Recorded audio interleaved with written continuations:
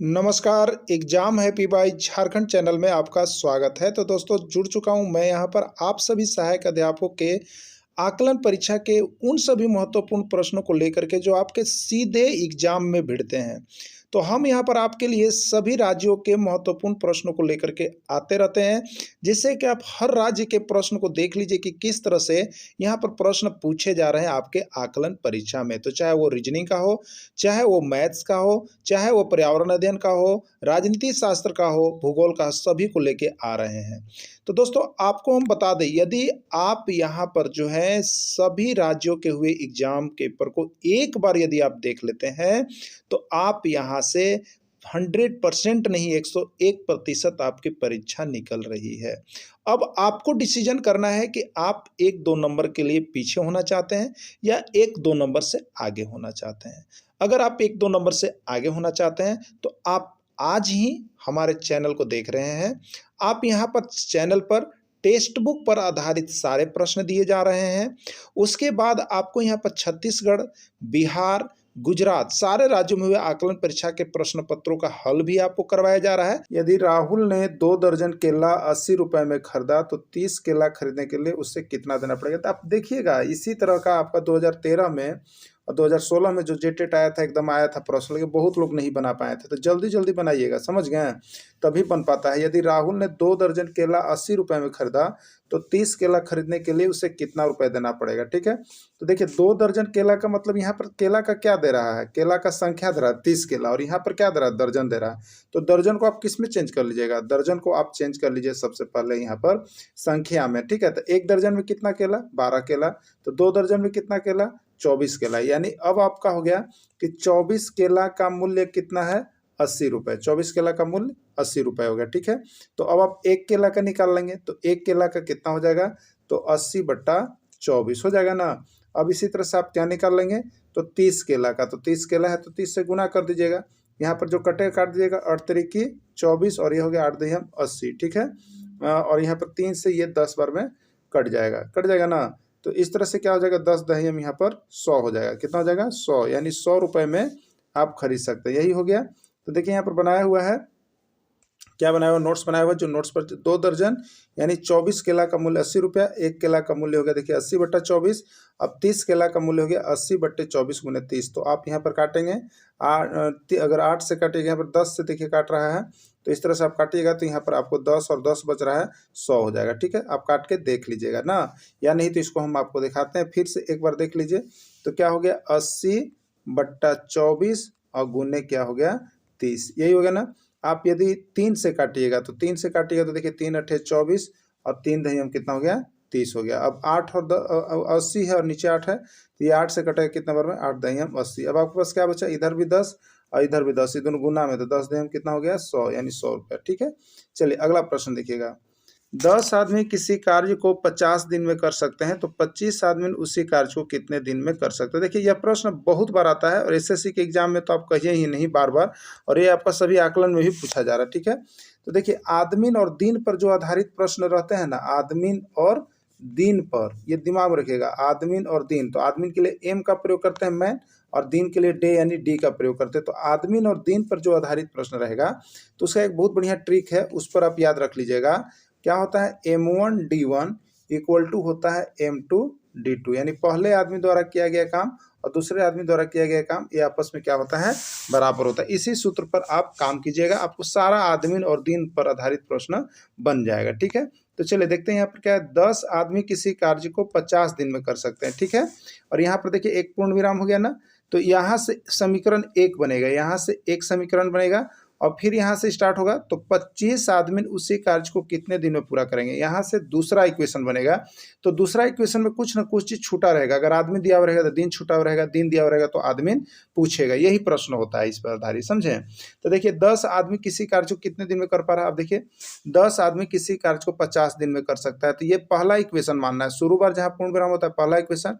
तो 10 आदमी, तो मानिएगा M1, पहला इक्वेशन के लिए M1, तो M1 कितना है, 10, और कितने दिन में कर सकता है, 50 दिन में। ठीक, कितने दिन, 50 दिन में। तो D1 कितना हो गया, 50, D1 कितना हो गया, 50 हो गया ना। अब देखिए तो 25 आदमी उसी कार्य को कितने दिन में कर सकते हैं, तो 25 आदमी, आदमी का संख्या दिया हुआ है ना, यानी दूसरा समीकरण में चले तो दूसरा के लिए 2 लिखेंगे हम, M2 25, तो कितने दिन में कर सकते हैं, यानी D2 आपसे पूछा जा रहा है कि D2 इक्वल टू क्या होगा। ठीक है, चलेंगे अब सूत्र से हम लोग, देखिए क्या करेंगे, सूत्र से चलेंगे। तो सूत्र क्या कहता है, M1 D1 equal to M2 D2, यही कहता है ना।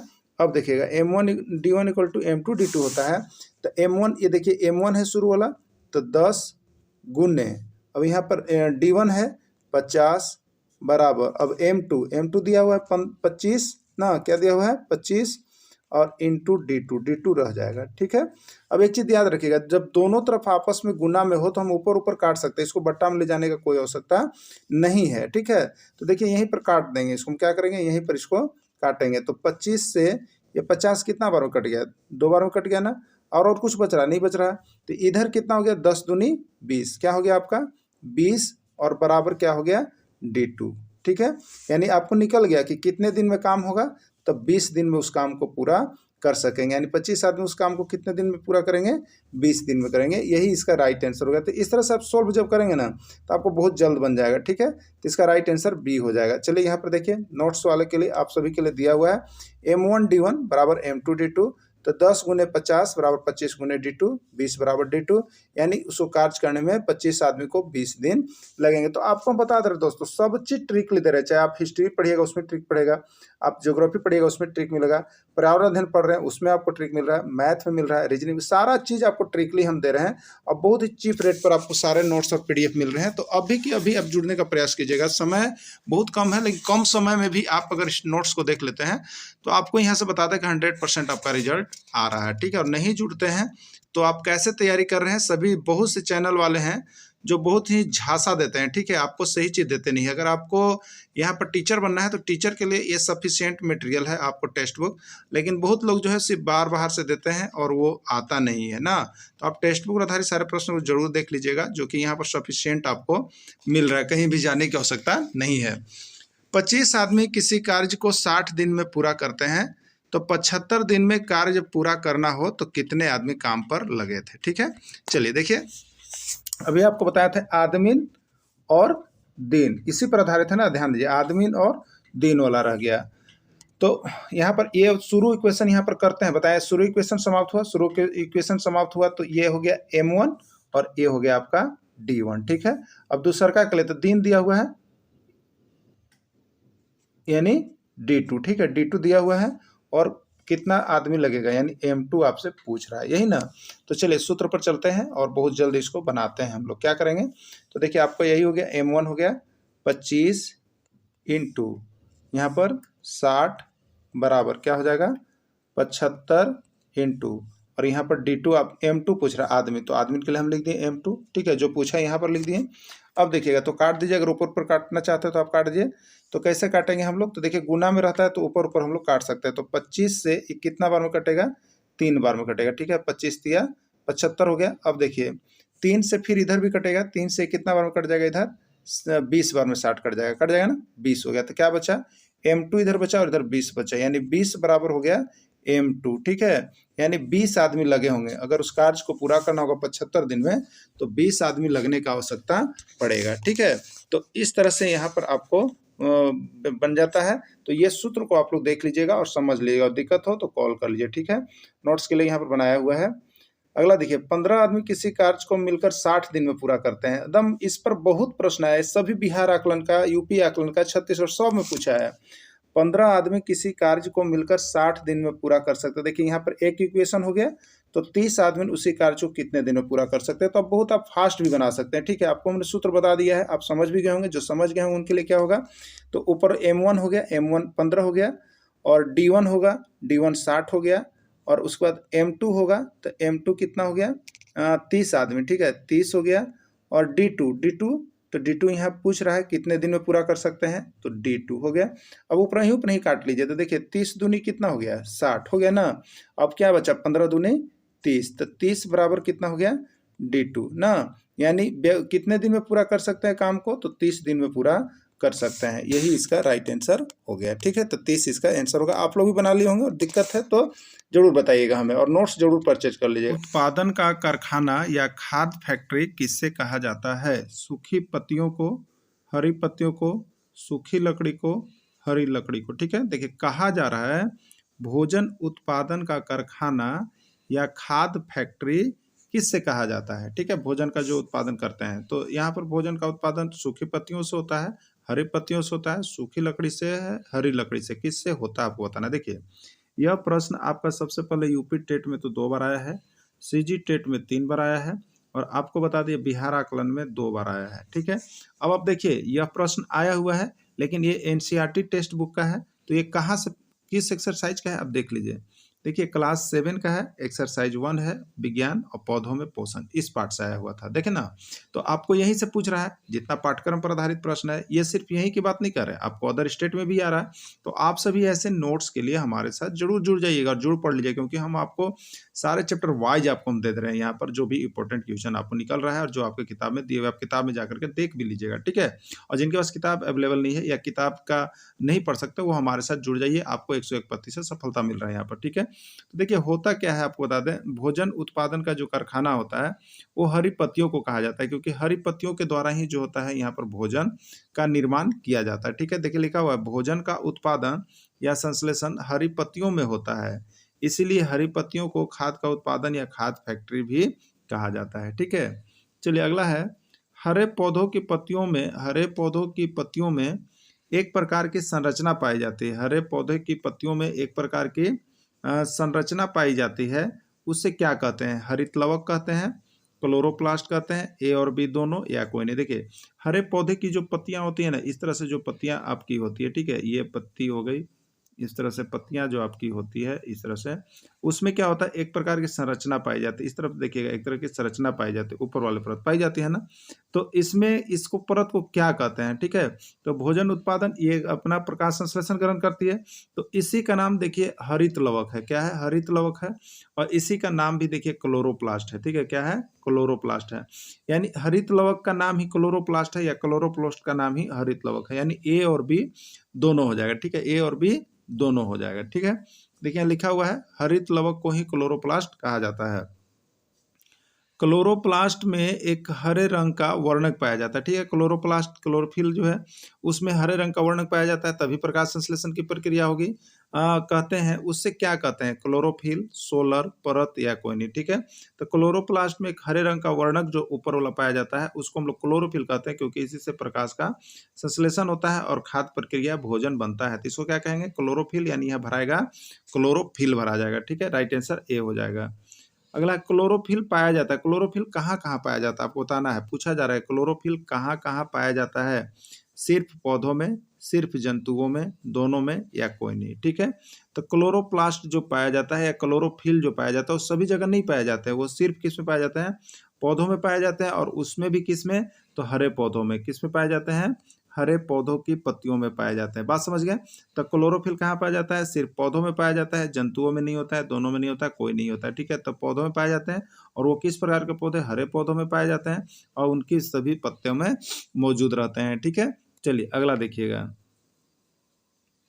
लिखा हुआ है नोट्स के लिए आप सभी का, क्लोरोफिल वर्णक जो पौधों की हरी पत्तियां में मौजूद रहती है, हर पौधों में पाए जाते हैं, लेकिन उसकी हरी पत्तियां मरे हुए पौधे, सूखे हुए पौधों में नहीं पाई जाती है। ठीक है, अगला है हरे पौधे सूर्य के प्रकाश की उपस्थिति में क्लोरोफिल, कार्बन डाइऑक्साइड तथा जल का उपयोग कर भोजन बनाते हैं। ठीक है, हरे पौधे को भोजन बनाने का जो यहाँ पर होता है उसके लिए आवश्यक कच्चा पदार्थ कौन कौन होता है, प्रकाश वर्णक, क्लोरोफिल, हरित लवक हो गया, प्रकाश विक्षेपण, प्रकाश कौन कौन चीज होते हैं, तो क्लोरोफिल का जरूरी होता है, कार्बन डाइऑक्साइड का जरूरी होता है, जल का, इसको उपयोग कर भोजन बनाते हैं। तो इस प्रक्रिया को क्या कहते हैं, ठीक है, तो इस प्रक्रिया को क्या कहते हैं, प्रकाश वर्णक कहते हैं, प्रकाश विक्षेपण कहते हैं, प्रकाश संश्लेषण कहते हैं, या कोई नहीं। ठीक है, तो देखिए प्रकाश विक्षेपण तो वो चीज है, प्रकाश की घटनाओं को, सूर्य के प्रकाश को 7 रंगों में बढ़ जाने की घटना को प्रकाश विक्षेपण कहते हैं।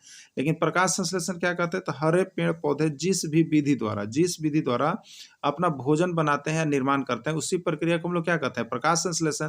तो यहाँ वही कहा जा रहा है, हरे पौधे सूर्य के प्रकाश, हरे पौधे प्रकाश संश्लेषण के लिए सूर्य के प्रकाश होना चाहिए, क्लोरोफिल होना चाहिए, कार्बन डाइऑक्साइड और जल, इतना चीज जब उपस्थित रहेगा तो हरे पौधे अपना भोजन बनाएंगे, और उस प्रक्रम को क्या कहेंगे हम लोग, प्रकाश संश्लेषण कहेंगे, फोटोसिंथेसिस कहते हैं। तो यही प्रकाश संश्लेषण इसका राइट आंसर हो जाएगा। ठीक है, चलिए अगला देखिएगा, प्रकाश संश्लेषण को किस सूत्र के द्वारा दर्शाया जाता है? प्रकाश संश्लेषण को किस सूत्र के द्वारा दर्शाया जाता है? देखिए 101 बार प्रश्न आपको आया है एग्जाम में, तो याद रखिएगा क्या होता है, ए होगा, बी होगा, सी होगा या डी होगा। देखिए आपको बता दें प्रकाश संश्लेषण के लिए हमें क्या क्या जरूरी होता है, तो कार्बन डाइऑक्साइड जरूरी होता है, ठीक है, जल जरूरी होता है, और वही जो है यहाँ पर ग्लूकोज, देखिए C6H12 ग्लूकोज जो भोजन के रूप में हो गया, ये बनता है सूर्य का प्रकाश और क्लोरोफिल की उपस्थिति में, यानी राइट आंसर इसका देखिए ए होगा।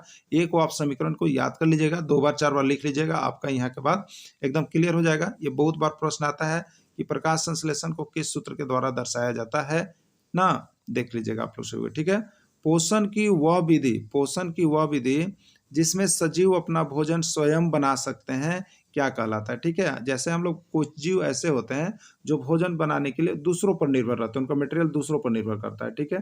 कुछ स्वयं बना सकते हैं और कुछ नहीं भी बना सकते, ठीक है। तो पोषण की वह विधि जिसमें सजीव ना अपना भोजन स्वयं बना सकते हैं उसे क्या कहते हैं, स्वपोषण, परपोषण, कोई नहीं या सभी, ठीक है। तो पोषण की वह विधि जिसमें सजीव अपना भोजन स्वयं बना सकते हैं उससे हम लोग क्या कहेंगे, तो उससे हम लोग यहाँ पर कहते हैं स्वपोषण। क्या कहते हैं उसको, स्वपोषण। तो भोजन की वह विधि जिसमें जीव अपना भोजन स्वयं बना सकते हैं उसको हम लोग कहते हैं स्वपोषण, ठीक है। देखिए यहाँ पर लिखा भी है, नोट्स आप लोगों को दे दिया जा रहा है। पोषण की वह विधि जिसमें प्राणी अपना भोजन स्वयं संश्लेषित नहीं कर सकता है, अच्छा ये नहीं, ये तो क्वेश्चन हो गया। पोषण की वह विधि वो परपोषण कहलाता है। चलिए प्रश्न है अगला, पोषण की वह विधि जिसमें प्राणी अपना भोजन स्वयं संश्लेषित नहीं कर सकता है वह प्रत्यक्ष या अप्रत्यक्ष रूप से हरे पौधे या अन्य जंतुओं पर भी निर्भर रहता है, उसको क्या कहते हैं हम लोग, ठीक है। तो देखिए उसको क्या कहते हैं आपको बताना है, स्वपोषण, परपोषण, घटक, पच्च या कोई नहीं। देखिए तो जो दूसरों पर निर्भर रहेगा ना, जो दूसरों पर निर्भर रहेगा और वो भोजन बनाएगा दूसरों पर निर्भर रह करके, तो उसको हम लोग कह लेते हैं परपोषण। क्या कहते हैं उसी को, परपोषण कहते हैं। तो पोषण की वह विधि जिसमें यहाँ पर जीव जो है दूसरे जीव जंतुओं पर निर्भर करता है या पेड़ पौधों पर निर्भर करता है और अपना भोजन बनाने के लिए दूसरों पर निर्भर रहता है, वो परपोषण कहलाता है, ठीक है। क्या कहलाता है, परपोषण कहलाता है। देखिए ये भी प्रश्न जो आप देख रहे हैं, अमरबेल एक पौधा का उदाहरण है। कैसा, अमरबेल कैसा उदाहरण है आपको बताना है, ठीक है। स्वपोषण का, परजीवी का, हरित लवक का या कोई नहीं, ठीक है। तो देखिए अमरबेल को आप शायद देखे होंगे और नहीं देखे होंगे तो आपको हम बता देते हैं। यहाँ पर देखिएगा अमरबेल, जैसे आप देखते होंगे कि मान लीजिए कि किसी चीज़ का ये पेड़ है, ठीक है, इस किसी चीज़ का पेड़ है, इसी में हम क्या करते हैं कि एक जाली नुमा जो होता है रबड़ के आकार का एक पौधा होता है, इसके ऊपर हम लोग छींट देते हैं, देखते हैं इस तरह से। तो ये क्या होता है, ये हरा पेड़ पौधा जो है इसी से भोजन प्राप्त कर रहा है और ये बढ़ते जाता है, पूरा झाड़ हो जाता है। उसके बाद क्या होता है, उसकी पत्तियों को जला भी देता है और सुखा भी देता है ना। तो जो देखते हैं लटका हुआ रहता है पीला टाइप का पदार्थ, उसी से बढ़ते रहता है, फलते रहता है। तो कहाँ रहता है, उसका जड़ तो नीचे होता नहीं है जमीन में, ये पेड़ पर ही टंगा हुआ रहता है और वहीं से सारा भोजन प्राप्त करते रहता है। तो यही है अमरबेल जो है वो किस पौधा का उदाहरण हो जाएगा, तो अमरबेल जो है आपका यहाँ पर उदाहरण हो जाएगा परजीवी का, ठीक है। इसका राइट आंसर परजीवी हो जाएगा।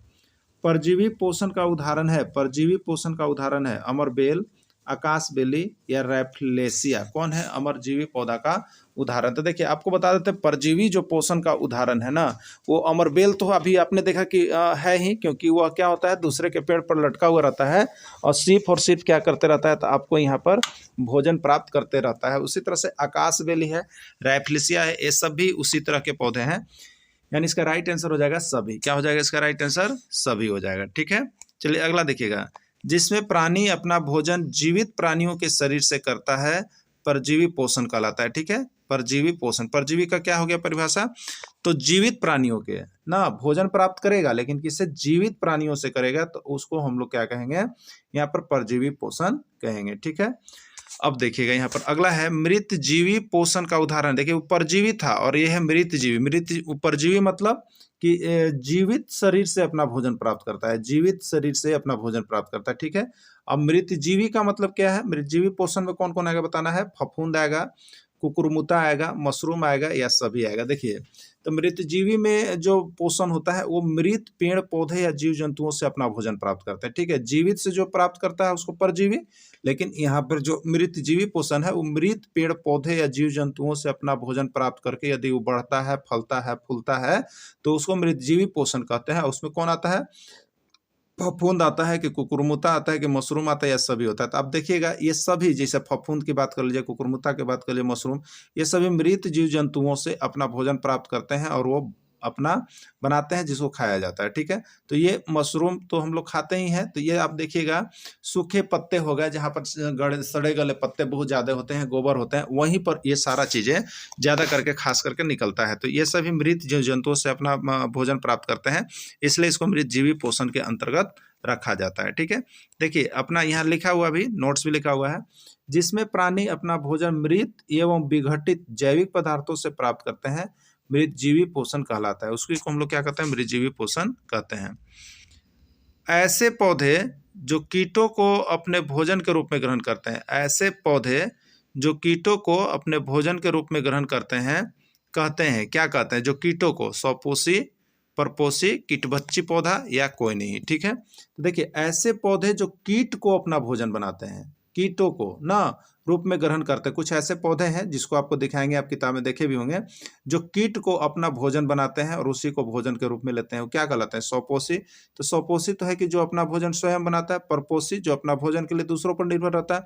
लेकिन कीटभक्षी, तो देखिए कीटभक्षी मतलब कीट का भक्षण करने वाला, ऐसी बात पता चला कीटभक्षी। तो कीट और भक्षी माने भक्षण, भक्षण वगैरह माने खाना। तो ऐसे पौधे जो कीट को अपना भोजन बनाते हैं, यही तो पूछा गया, जो कीट को भक्षण करते हैं, तो उसको क्या कहेंगे? तो कीटभक्षी पौधा कहेंगे। क्या कहेंगे उसको?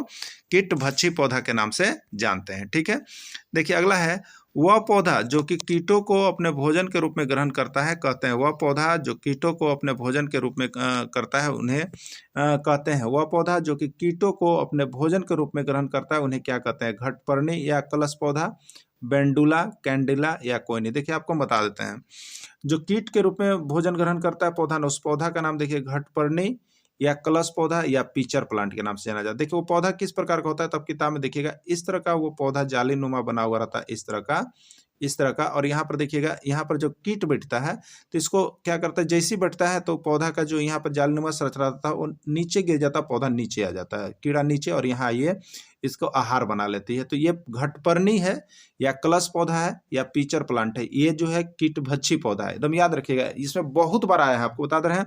ये वाला प्रश्न को आप छोटा नहीं समझिएगा, क्योंकि ये प्रश्न आपको बता दे रहे 1001 बार अब तक आ गया। कौन सा ऐसा पौधा है जो कीट को भक्षण करता है? तो घटपर्णी है या कलश पौधा है या पीचर प्लांट है। ठीक है, बहुत बार आप देखिएगा, तो आपको अभी जितना ट्रेनिंग भी होता है उसमें भी ये बात पूछी जाती है। तो इस तरह का वो पौधा होता है, घड़ा कलश के आकार का बना हुआ रहता है। यहाँ पर देखिए जालनुमा संरचना होता है। इसमें कीड़ा क्या होता है, इसको देख के सुंदरता को यहाँ पर बैठता है, और बैठता है तो ये परत खुलते ही अंदर आ जाता है, तो इसको ये अपना आहार बनाती है। इस तरह से यह घटपर्णी पौधा होती है। ठीक है, अगला, कीटभक्षी पौधे जो है कीटों का भोजन किसकी आपूर्ति के लिए करते हैं? जैसे अभी कीटभक्षी पौधा आपने देखा, घटपर्णी या कलश पौधा या पीचर प्लांट देखा आपने, तो ये अपना भोजन जो है किसकी आपूर्ति के लिए करते हैं? ऑक्सीजन के लिए, हाइड्रोजन के लिए, नाइट्रोजन के लिए या कोई नहीं। तो कीटभक्षी पौधे या कीटों का भोजन आपूर्ति के लिए किसके लिए करते हैं? ऑक्सीजन, हाइड्रोजन, नाइट्रोजन या कोई नहीं। तो देखिए कीटभक्षी पौधे में जो नाइट्रोजन की कमी होती है और नाइट्रोजन की पूर्ति करने के लिए वे कीटों को अपना आहार बनाती है ना, तो इसका राइट आंसर हो जाएगा नाइट्रोजन।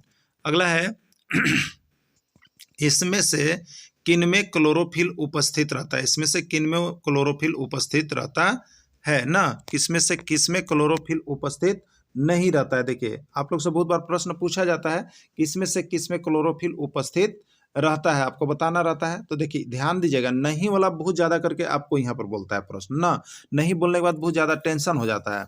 शैवाल में, कवक में, हरे पौधे में या कोई नहीं। ठीक है, तो उपस्थित क्लोरोफिल नहीं रहता है। तो देखिए शैवाल जो है उसमें तो यहाँ पर क्लोरोफिल उपस्थित रहता है, हरे पेड़ पौधे में क्लोरोफिल उपस्थित रहता है, लेकिन कवक ऐसा है जो मृतजीवी पोषण है, और यहाँ पर जो होता है इसमें आपका जो है क्लोरोफिल उपस्थित नहीं रहता है। तो किस में नहीं उपस्थित रहता है? तो कवक में उपस्थित नहीं रहता है क्लोरोफिल। ठीक है, चलिए अगला प्रश्न हम लोग यहाँ पर देखेंगे। वायुमंडल में नाइट्रोजन का स्थिरीकरण करते हैं उस जीवाणु का नाम क्या है? ठीक है, वायुमंडल में नाइट्रोजन का स्थिरीकरण करते हैं ना, उस जीवाणु का नाम क्या है? राइजोबियम, नाइट्रोजन, अल्पावियम या कोई नहीं। ठीक है, तो देखिए यहाँ पर क्या होता है कि वायुमंडल में जो नाइट्रोजन का स्थिरीकरण करते हैं उस जीवाणु का नाम देखिए राइजोबियम नामक जीवाणु होता है। ठीक है, ये राइजोबियम नामक एक जीवाणु जो होता है, जो वायुमंडल में पेड़ पौधे में क्या करते हैं? नाइट्रोजन का स्थिरीकरण करते हैं, ठहराव करते हैं, उस जीवाणु का नाम है राइजोबियम ना।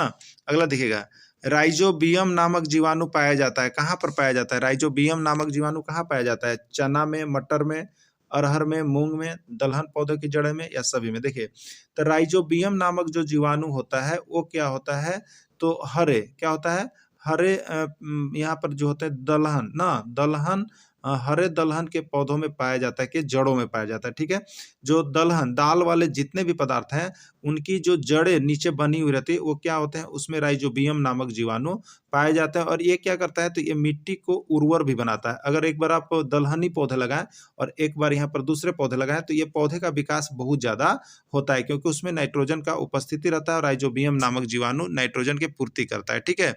तो जो नाइट्रोजन का स्थिरीकरण करता है वो राइजोबियम नामक जीवाणु होता है। और राइजोबियम किस में पाया जाता है, राइजोबियम नामक जीवाणु, तो ये दलहन वाले पौधे में, दलहन वाले पौधों की जड़ों में पाया जाता है, ठीक है। दलहन वाले पौधों की जड़ों में पाया जाता है। तो वो किस में पाया जाता है, चना में भी हो गया, मटर में भी हो गया, अरहर में भी हो गया, मूंग में भी हो गया, दलहन पौधों की जड़ों में। यानी एक बार हम कह लेंगे तो इसे सभी भी कह सकते हैं, और नहीं तो राइट आंसर अगर कहेंगे तो हम दलहन पौधों की जड़ों में, लेकिन इसका राइट आंसर सभी हो जाएगा, ठीक है। क्या हो जाएगा, सभी हो जाएगा। अगला है दलहन पौधों की जड़ों में। देखिए इसका नोट्स भी यहाँ पर बना हुआ है जो कि बहुत बार ये आया है राइजोबियम, इसलिए इसको आप लोग देख लीजिएगा, ठीक है। क्या देखना है आपको, तो देखिए आपको देखना है, यहाँ पर लिखा हुआ है दलहन पौधों की जड़ों में राइजोबियम नामक जीवाणु पाया जाता है जो फलों को नाइट्रोजन की आपूर्ति करते हैं। इसके बदले में फलीदार पौधे राइजोबियम जीवाणु को आवास एवं खाद्य प्रदान करते हैं। यह सहजीवी संबंध का उदाहरण भी है, ठीक है।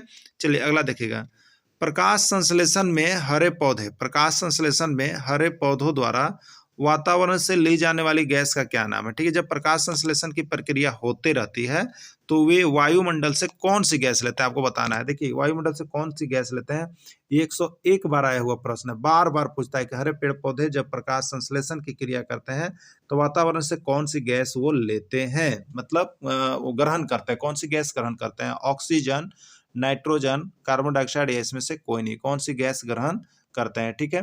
तो देखिए यहाँ पर जो प्रकाश संश्लेषण द्वारा वातावरण में ले जाने वाली गैस का नाम जो है वो यहाँ पर किसको ग्रहण करते हैं, तो वो आपको ग्रहण करते हैं यहाँ पर देखिए कार्बन डाइऑक्साइड, ठीक है। क्योंकि हरे पेड़ पौधे को प्रकाश संश्लेषण की प्रक्रिया में भोजन बनाने के लिए जो वायुमंडल से लेते हैं वो कार्बन डाइऑक्साइड लेते हैं, यानी वो ग्रहण क्या करते हैं, कार्बन डाइऑक्साइड। कभी कभी देखिए कार्बन डाइऑक्साइड ना देता है तो उसके लिए CO2 याद रखिएगा, ठीक है। कार्बन डाइऑक्साइड के लिए क्या हम लोग लिखते हैं, CO2। तो वो CO2 गैस को यहाँ पर वो ग्रहण करते हैं। तो ली जाने वाली गैस कौन सी है, CO2 यानी कार्बन डाइऑक्साइड गैस है, ठीक है। चलिए अगला देखिएगा, यहाँ पर प्रकाश संश्लेषण के उपरांत कौन सी गैस मुक्त होती है। प्रकाश संश्लेषण की क्रिया जब संपन्न हो जाती है तो उस समय कौन सी गैस मुक्त होती है। देखिए 1001 बार ही प्रश्न आया हुआ है, एक दो बार की बात नहीं कीजिएगा, बहुत बार। पर्यावरण के अंतर्गत तो ये बार बार प्रश्न पूछ दिया जाता है, ठीक है। पर्यावरण अध्ययन यदि आप दे रहे हैं तो उसके लिए तो बार बार पूछ दिया जाता है, और विज्ञान के अंतर्गत भी बहुत बार आता है। तो आप जिसमें है, चाहे 1 to 5 है, चाहे 6 to 8 है, पर्यावरण देना है या विज्ञान देना है, दोनों के लिए इंपॉर्टेंट चलता है ये विज्ञान, ठीक है। तो प्रकाश संश्लेषण के उपरांत कौन सी गैस मुक्त होती है, ऑक्सीजन, कार्बन, हाइड्रोजन या नाइट्रोजन, ठीक है। तो देखिए प्रकाश संश्लेषण में जो क्रिया होती है उसके अनुसार हम आपको बता दें यहाँ पर, तो उसके अनुसार पेड़ पौधे क्या करते हैं, जब प्रकाश संश्लेषण की क्रिया होती है तो उसमें कार्बन डाइऑक्साइड को ग्रहण करते हैं, कार्बन डाइऑक्साइड को लेते हैं, और क्या करते हैं, जब प्रकाश संश्लेषण की क्रिया हो जाती है तो ऑक्सीजन छोड़ते हैं, ठीक है। इसी के कारण हमारा क्या होता है, वायुमंडल में संतुलन बना हुआ रहता है। वायुमंडल में संतुलन इसी से होता है ना। तो पेड़ जितने हैं उतने अगर जीव जंतु भी रहे तो ये बैलेंस बना हुआ रहता है, नहीं तो कम या अधिक होने पर यहाँ पर विश्व उष्णन होने का, ग्लोबल वार्मिंग का डर रहता है, ठीक है। तो पेड़ पौधे भोजन बनाने से कौन सी चीज ग्रहण करते हैं, अभी आपको हमने बता दिया, CO2 ग्रहण करते हैं, और छोड़ते क्या है भोजन बनाने, ऑक्सीजन, जो कि हम लोग यहाँ पर ग्रहण करते हैं। यानी हम लोग का छोड़ा हुआ कार्बन डाइऑक्साइड पेड़ पौधों के लिए भोजन का काम करता है, और पेड़ पौधों द्वारा छोड़ा गया कार्बन डाइऑक्साइड यानी वो छोड़ते क्या है, ऑक्सीजन। तो उसको हम लोग ऑक्सीजन हमको मिलता है और वो हमारे श्वास लेने में काम आता है, ठीक है। तो ये कौन सा हो जाएगा, ऑक्सीजन इसका राइट आंसर हो जाएगा। प्रकाश संश्लेषण क्रिया के लिए आवश्यक कच्चा पदार्थ कौन कौन है। देखिए ये भी प्रश्न जो आपका है वो 101 बार आया हुआ है, ठीक है। तो प्रकाश संश्लेषण की क्रिया के लिए आवश्यक कच्चा पदार्थ कौन कौन होता है, मतलब कि कच्चा पदार्थ का मतलब कि प्रकाश संश्लेषण क्रिया के लिए हमें जरूरी कौन कौन सा भोजन चाहिए। जैसे अगर हम कहें कि हम लोगों को सब्जी बनाना है तो कौन कौन सा कच्चा पदार्थ चाहिए, तो मान लीजिए सब्जी के लिए आप जिस चीज़ के सब्जी खाते हो वो कच्चा पदार्थ ला सकते हैं, तभी तो आप उसको पकाएंगे ना। तो कच्चा पदार्थ क्या लाएं, जैसे आप पालक लाएं, मटर लाएं, गोभी लाएं, धनिया लाए, तो ये सब कच्चा पदार्थ होगा, उसी को भूंज करके हम बनाए तो वो भोजन मेरा बन गया और वो सब्जी हो गया। ठीक है, तो वही प्रकाश संश्लेषण भी अपना भोजन बनाते हैं। तो प्रकाश संश्लेषण अपना भोजन बनाने के लिए कौन कौन सा कच्चा पदार्थ का जरूरी पड़ता है? सूरज का प्रकाश, कार्बन डाइऑक्साइड, जल या सभी। देखिए, तो प्रकाश संश्लेषण भोजन बना के सूरज के प्रकाश की उपस्थिति में ही होता है, उसके लिए हमें कार्बन डाइऑक्साइड भी चाहिए, उसके लिए हमें जल भी चाहिए, तब जाकर के यहाँ पर प्रकाश संश्लेषण की क्रिया संपन्न होगी, यानी इसका राइट आंसर सभी हो जाएगा। ठीक है, राइट आंसर क्या हो जाएगा? सभी हो जाएगा। तो इस तरह से दोस्तों, यदि आप तंत्र का अर्थ होता है, आपसे पूछा जा रहा है कि लोकतंत्र का क्या अर्थ होता है, यहाँ पर आपसे पूछा जा रहा है। ठीक है, डेमोक्रेसी मीन्स क्या होता है? तो देखिए, सब प्रश्न जो है बार बार आपके आते रहते हैं और आने वाले सभी प्रश्न हैं। तो लोकतंत्र का क्या अर्थ होता है? तो यहाँ पर आप कह लेंगे जनता का शासन होता है, राजा का शासन होता है, सेना का शासन होता है, या इसमें से सभी। ठीक है, तो देखिए, लोकतंत्र भारत में क्या है? लोकतंत्रीय शासन प्रणाली है। और लोकतंत्र का मतलब हो क्या जाता है? तो लोकतंत्र का मतलब हो जाता है, इसमें अगर राइट आंसर होगा तो आपको जनता का शासन, क्योंकि यहाँ पर जनता का शासन है, जनता ही अपने प्रतिनिधि को चुनती है और वही प्रतिनिधि को हराती भी है। तो इसलिए यहाँ पर जनता एकमत होकर के चुनाव करती है, इसलिए यह जनता का शासन। लोकतंत्र का मतलब क्या है? एक जनता का शासन है। और देखिए, ये जो आपका है ना, यूपी टेट में आपका 3 बार आया हुआ है। ठीक है, ये 3 बार प्रश्न पूछा गया है आपका यूपी टेट के अंतर्गत कि लोकतंत्र का अर्थ क्या होता है। तो देखिए, होता यही है कि आपको किस और जाना है, जाना कहाँ है, वैसे तैयारी करनी, नहीं तो बहुत से प्रश्न ऐसे भरे पड़े हुए हैं जहां आप देखते हैं तो किस और चले जाते हैं। तो यहाँ पर आपको यदि तैयारी करके निकालना है तो आपको यही सारे नोट्स देखना है, और दूसरे नोट्स तो देखने की आवश्यकता ही नहीं है। ठीक है, राजतंत्र शासन का अर्थ क्या है? जनता का शासन, राजा का शासन, प्रजा का शासन या सेना का शासन। तो राजतंत्र शासन का अर्थ क्या होता है? तो देखिए, यहाँ पर स्पष्ट रूप से है कि सभी राज्यों में राजतंत्र तो नहीं है, लेकिन यहाँ पर कुछ राज्यों में जैसे राजतंत्र है, तो उस राजतंत्र में राजतंत्र के शासन का अर्थ क्या है? जनता का शासन, राजा का शासन, प्रजा का शासन या सेना का शासन। ठीक है, तो देखिए, ऐसे ही है राजतंत्र। राजतंत्र लिखा हुआ है, राज मतलब क्या हो जाता है? राज को जो राजाता है उसको हम लोग कहते हैं राजा, यानी राजतंत्र का मतलब राजा का शासन, और लोकतंत्र का मतलब लोगो माने जनता, जनता का शासन होता है। ठीक है, अगला है, भारत में किस प्रकार चुनाव होता है? ठीक है, भारत में किस प्रकार चुनाव होता है यहाँ पर? ठीक है, प्रत्यक्ष लोकतांत्रिक चुनाव, अप्रत्यक्ष लोकतांत्रिक चुनाव, प्रत्यक्ष और अप्रत्यक्ष दोनों, या इसमें से कोई नहीं। तो सभी को जानते हैं, भारत में जो होता है, जो चुनाव की प्रक्रिया है वो अप्रत्यक्ष रूप से होती है, यानी कोई भी व्यक्ति सामने खड़ा होकर के उसको डायरेक्ट नहीं चुना जाता है, बल्कि जनता जो है यहाँ मतदान करती है, जिस समय कोई भी उम्मीदवार नहीं होता है और उसको यहाँ पर मत डाला जाता है, तो उसको हम लोग कहते हैं अप्रत्यक्ष रूप से। लेकिन यहाँ पर स्विट्जरलैंड जो है वहाँ पर प्रत्यक्ष जो होता है, यानी व्यक्ति सामने खड़ा होता है और उसके सामने ही चुनाव होते हैं और हाथ खड़ा किया जाता है, उसके आधार पर चयन होता है। ठीक है, तो ये होते हैं प्रत्यक्ष। लेकिन भारत में वोटिंग सिस्टम है, मतदान डाला जाता है, जिसमें व्यक्ति के सामने नहीं चुनाव किया जाता है, बल्कि विवेक से वो अप्रत्यक्ष रूप से, यानी वहाँ पर खड़ा नहीं होता है। तो अप्रत्यक्ष लोकतांत्रिक चुनाव पद्धति जो है यहाँ पर भारत में चलता है। ठीक है, अगला यहाँ पर, अप्रत्यक्ष लोकतंत्र में जनता मतदान के द्वारा अपने प्रतिनिधियों को चुनती है। चलिए, नोट्स के लिए हो गया। तो नोट्स देखिए, आप लोग खरीदने में कोई भी कोताही नहीं करेंगे, क्योंकि यही जो नोट्स है आपको सफलता दिलाने जा रही है, और बाकी नोट्स से आपको सफलता नहीं मिल रही है। यदि सिर्फ आप किताब से भी प्रैक्टिस सेट लेकर के पढ़ रहे हैं तो कहीं ना कहीं आपका जो है नुकसान हो रहा है। ठीक है, तो आप सारे टेक्स्ट बुक यानी पाठ्यक्रम पर आधारित सारे नोट्स को जब आप पढ़ेंगे ना, तो वहाँ से आपको 101% सफलता मिलने जा रही है। तो आप जरूर देख लीजिएगा। ठीक है, देखिए, यहाँ पर लिखा होगा स्विट्जरलैंड में किस प्रकार चुनाव होता है? प्रत्यक्ष चुनाव, अप्रत्यक्ष चुनाव, दोनों, या कोई नहीं। तो आपको हम बता दें कि जो स्विट्जरलैंड भारत में जो होता है वो कौन सी चुनाव पद्धति है? अप्रत्यक्ष रूप से होती है। लेकिन स्विट्जरलैंड ऐसा यहाँ पर जगह है जहाँ पर जो है प्रत्यक्ष चुनाव होता है। कैसा होता है? प्रत्यक्ष चुनाव होता है, यानी जिसको भी उम्मीदवार रहते हैं वो सामने खड़े होते हैं और जनता नीचे जो प्रजा होती है वो हाथ खड़ा करके उनका चुनाव करते हैं। जिसके तरफ वोटिंग हाथ ज़्यादा खड़ा होता है वो यहाँ पर चुनाव को जीतते हैं। तो जो सामने अगर चुनाव का वोटिंग होता है तो उसको प्रत्यक्ष चुनाव कहते हैं, और जो सामने नहीं व्यक्ति के चुनाव होता है उसको अप्रत्यक्ष चुनाव कहते हैं। तो स्विट्जरलैंड में प्रत्यक्ष चुनाव होते हैं और भारत में अप्रत्यक्ष चुनाव होता है। अगला प्रश्न आपका हो जाएगा, देखिए, लिखा हुआ है प्रत्यक्ष चुनाव में जनता अपने सामने सीधे खड़े होकर शासक को चुनती है। मध्याह्न भोजन योजना भारत में किसके सहयोग से संचालित है? मध्याह्न भोजन योजना भारत में किसके सहयोग से संचालित है? यह प्रश्न अब तक 101 बार पूछ दिया गया है, यानी आपके झारखंड में ही जो जेटेट है उसमें भी आए हुए थे और इधर एग्जाम में भी आपका आया हुआ है। बाकी बिहार टेट में भी पूछा गया, ठीक है। और बिहार आकलन में भी पूछा गया है कि मध्याह्न भोजन योजना जो है भारत में किसके सहयोग से संचालित हो रही है? केंद्र सरकार के सहयोग से, राज्य सरकार के सहयोग से, केंद्र और राज्य दोनों के सहयोग से, या कोई नहीं, ठीक है। तो देखिए मध्याह्न भोजन योजना जो है वो दो प्रकार से संचालित हो रही है। वो केंद्र और राज्य दोनों की योजना है, ठीक है। केंद्र और राज्य दोनों की प्रायोजित योजना है मध्याह्न भोजन योजना। न केवल केंद्र का है, न केवल राज्य का है, बल्कि दोनों के मध्यस्थता से यह संचालित हो रही है। मध्याह्न भोजन योजना भारत में सर्वप्रथम किस राज्य में लागू किया गया था? ठीक है, देखिए यही प्रश्न जो है आपको आप देखिएगा तो जेटेट 2016 में आया था। अब आप यहाँ पर बताइए, ये प्रश्न जेटेट 2016 में आया और बहुत लोगों ने गलती किया था इस प्रश्न को, और ये कहाँ से मिल रहा है? तो आपको देखिए क्लास 7 एक्सरसाइज 1, ठीक है, इसी से मिल रहा है ना। आपको हमने यहाँ पर तो लिख दिया है कि किस एक्सरसाइज से है, आप जाकर के किताब भी मिला लीजिएगा। तो मध्याह्न भोजन योजना जो भारत में सर्वप्रथम किस राज्य में लागू किया गया था? तमिलनाडु, छत्तीसगढ़, झारखंड या केरल, ठीक है।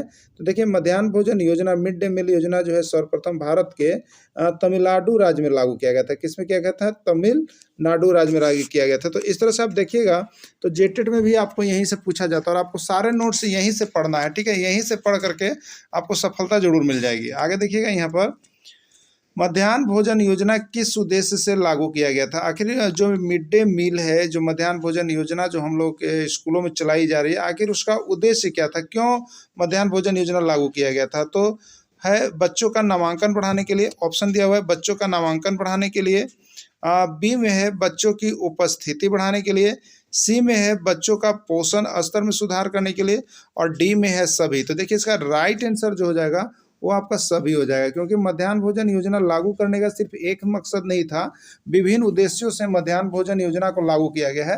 तो सबसे पहला तो मध्याह्न भोजन का सबसे पहला और मुख्य उद्देश्य था बच्चों का नामांकन बढ़ाने के लिए, क्योंकि बच्चे जो नहीं ठहरते थे, तो जब मध्याह्न भोजन योजना लागू हुई तो बच्चों को नामांकन बढ़ने लगा। सरकारी विद्यालय में बच्चों का नामांकन क्या हुआ? बढ़ा, ठीक है।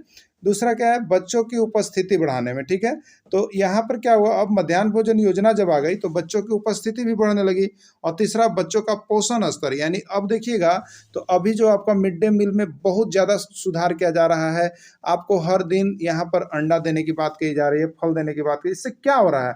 तो इससे बच्चों को, जो यहाँ पर जो गरीब तबके के बच्चे हैं, जिनको शरीर में पोषण स्तर नहीं मिल पाता है, पोषक तत्व तो नहीं मिल पाता, उसके लिए उनका जो है स्वास्थ्य बिल्कुल सही रहे, तो बच्चों का पोषण स्तर में बढ़ावा देने के लिए भी ये चलाया जा रहा है। तो इस तरह से इसका राइट आंसर सभी हो जाएगा ना। चलिए अगला है, मध्याह्न भोजन योजना पूरे देश में कब से लागू किया गया है? पूरे देश में, जैसे सर्वप्रथम तो किया गया, लेकिन जब यह सफल हुआ और यह सभी जो है आपका जो उद्देश्य पूरा होने लगा, तो इसको फिर पूरे देश में ना, भारत के पूरे जितने राज्य हैं सभी में लागू किया गया। वो कब से किया गया बताना है आपको। 2000 ईस्वी में, 2001 ईस्वी में, 2002 ईस्वी में, 2003 ईस्वी में, ठीक है। तो देखिए ये जो मिड डे मील योजना जो है, मध्याह्न भोजन योजना जो है पूरे देश में लागू कर दिया गया। ये कब से कर दिया गया? तो वह ईस्वी सन जो है आपका 2001 ईस्वी में पूरे सन में। और ये भी आपको देखिएगा तो जेटेट में 2013 में पूछ दिया गया था, ठीक है। तो इस तरह से देखिए ये क्लास 7 का जो है बहुत ही ज़्यादा क्वेश्चन आपको बार बार टचिंग हो रहा है। तो आप सभी को यहाँ का नोट्स लेना नहीं भूलिएगा, और पीडीएफ नोट्स जितना है सब आपको यहाँ पर बनाया हुआ मिल रहा है, वो भी वो चीप रेट पर, जो आपको प्रथम बार वीडियो में बता दिया गया। आप वहाँ से जा करके फ़ोन नंबर ले करके आप जरूर तुरंत भर में फ़ोन करके नोट्स सारा ले लेंगे और सभी को तैयारी कर लीजिएगा नागरिक शास्त्र, ठीक है। और ये पर्यावरण के अंतर्गत भी आता है। भारतीय संविधान के किस अनुच्छेद में समानता का प्रावधान है? भारतीय संविधान के किस अनुच्छेद में समानता का प्रावधान है? ठीक है, अनुच्छेद 15, अनुच्छेद 16, अनुच्छेद 17 या अनुच्छेद 18। तो देखिए भारतीय संविधान के अनुच्छेद में समानता जो है अनुच्छेद 15 में प्रावधान है। यानी अनुच्छेद 15 में आपको बताया गया है कि यहाँ पर समानता के आधार पर, यानी किसी को जो है भेदभाव नहीं करना है, जाति, धर्म, वर्ण, लिंग भेद के आधार पर यहाँ पर समानता दिया गया है ना। अमेरिकी गांधी किसको कहा जाता है? आपको बताना, अमेरिकी गांधी किसको कहा जाता है? ये भी प्रश्न आपका आया हुआ है। Doctor Martin Luther King, doctor Churchill, doctor किंगकोर King, doctor Parveen Luther King, किसको कहा जाता है? अमेरिका गांधी आपको बताना, ठीक है। तो अमेरिका गांधी के नाम से किसको जाना जाता है आपको बताना है। Doctor Martin Luther, doctor Churchill, doctor किंगकोर किंग या डॉक्टर परवीन लूथर। देखिए यहाँ पर अमेरिका के जो गांधी हैं उनको doctor Martin doctor Martin Luther, ठीक है, डॉक्टर मार्टिन लूथर को कहा जाता है अमेरिका का गांधी, ठीक है। देखिए यहाँ पर ये इसके लिए नोट्स दिया गया है कि 1964 ईस्वी में विश्व शांति के लिए सबसे कम उम्र के नोबेल पुरस्कार से सम्मानित किया गया था, ठीक है। 1964 ईस्वी में विश्व शांति के लिए सबसे कम उम्र के नोबेल पुरस्कार से किसको सम्मानित किया गया था? डॉक्टर सर्वपल्ली राधाकृष्णन को, डॉक्टर राजेंद्र प्रसाद को, डॉक्टर मार्टिन लूथर किंग को, या किसी को नहीं? तो देखिए 1964 में विश्व शांति के लिए भी सबसे कम उम्र के लिए जो नोबेल पुरस्कार के लिए सम्मानित किया गया था वो उन थे अमेरिकन गांधी, और उनका नाम है आपको डॉक्टर मार्टिन लूथर किंग, ठीक है। डॉक्टर मार्टिन लूथर किंग को ही सम्मानित किया गया था। नागरिक अधिकार अधिनियम कब बना? 1964 ईस्वी, 1932 ईस्वी, 1950 ईस्वी या 1945 ईस्वी? नागरिक अधिकार अधिनियम कानून कब बनाया गया? ठीक है, तो नागरिक अधिकार अधिनियम कानून जो है वो आपका 1964 ईस्वी में बना। किसमें बना? आपको 1964 ईस्वी में। जो नागरिक अधिकार, प्रत्येक नागरिकों का अपना एक अधिकार दिया गया और उसको कहते हैं नागरिक अधिकार अधिनियम, वो कब बना? तो इसका राइट आंसर हो जाएगा 1964 ईस्वी में, ठीक है। चलिए, एक जंतु है हाइड्रा, एक किस प्रकार का जंतु है? बहुकोशिकीय है, एक कोशिकीय है, द्विकोशिकीय है, या कोई नहीं, ठीक है। तो हाइड्रा जो होता है वो आपका बहुकोशिकीय जंतु है, ठीक है, बहुकोशिकीय जंतु है हाइड्रा।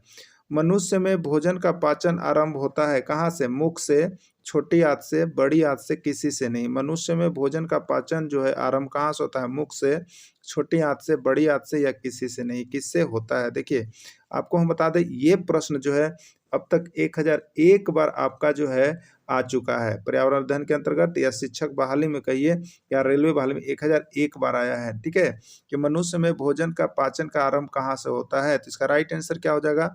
आप सभी बता दिए होंगे, मुख से। कहाँ से होता है? मुख से। जैसे ही हम भोजन को डालते हैं मुख में, तो भोजन का पाचन जो है जैसी जीभ ग्रंथियां, लाला ग्रंथियां से लगती है तो पचना शुरू हो जाती है। मनुष्य में भोजन का पाचन जो होता है वो मुख से ही आरंभ शुरू हो जाता है। जैसे ही हम मुख में डालते हैं वहीं से भोजन का पचना शुरू हो जाता है। बहुत बार आया है और बहुत ही इंपॉर्टेंट है, आप सभी जरूर देख लीजिएगा, ठीक है। मनुष्य में भोजन का पाचन समाप्त हो जाता है कहाँ पर? मनुष्य का भोजन पाचन समाप्त हो जाता है आपको बताना है। बड़ी आंत, छोटी आंत, मुख में, या अमाशय में? देखिए सबसे पहले हम लोग जो है भोजन को कहाँ डालते हैं? मुख में। अब मुख से होते हुए या बड़ी आंत होते हुए या कहाँ चली आती है? छोटी आंत में, ठीक है। यानी सबसे अंतिम कहाँ होता है? मनुष्य का भोजन का पाचन जो समाप्त हो जाता है सबसे अंतिम छोटी आंत में होता है। किस में होता है? छोटी आंत में होता है। जब भोजन छोटी आंत में हमारा आ जाता है तो इसमें जो है अवशेष के रूप में जो खराब या कूड़े कचरे या जो व्यर्थ पदार्थ होते हैं जो नहीं पचता है, वो यहाँ पर पदार्थ जो उत्सर्जन के रूप में ये हमारे शरीर से गंदे पदार्थ बाहर निकल जाते हैं। तो मनुष्य का भोजन का पाचन का प्रारंभ मुख से होता है और अंत जो होता है वो छोटी आंत में होता है। बहुत बार आया हुआ है कि मनुष्य में भोजन का पाचन समाप्त कहाँ पर होता है, अंत कहाँ पर होता है। ये भी आपको 501 बार प्रश्न पूछा गया है। तो भोजन का प्रारंभ मुख से और भोजन का अंत छोटी आंत से होता है, ठीक है। चलिए अगला देखिएगा। मनुष्यों में अवशोषण की क्रिया होती है। मनुष्यों में अवशोषण की क्रिया होती है बड़ी आंत में, छोटी आंत में, मुख में, या अमाशय में, ठीक है। तो जो मनुष्यों में अवशोषण किया जाता है वो कहाँ होता है? तो अवशोषण जो किया जाता है वो आपका छोटी आंत में ही किया जाता है। किसमें किया जाता है? छोटी आंत में ही होता है। अगला प्रश्न है, वह प्रक्रिया जिसके द्वारा अपचित खाद्य पदार्थ शरीर से बाहर निकाल दिया जाता है कहलाता है, क्या कहलाता है? पाचन, परिपाचन, उत्सर्जन, या कोई नहीं, ठीक है। तो देखिए वह प्रक्रिया जिसमें जिसे जो अपशिष्ट पदार्थ जो अच्छे पदार्थ होते हैं, जितना ब्लड बनने रहते हैं वो ब्लड के रूप में बन करके हमारे शरीर में दौड़ने लगता है, और जितना अपशिष्ट और बेकार या व्यर्थ पदार्थ जो होता है वो हमारे शरीर से बाहर निकल जाता है, ठीक है।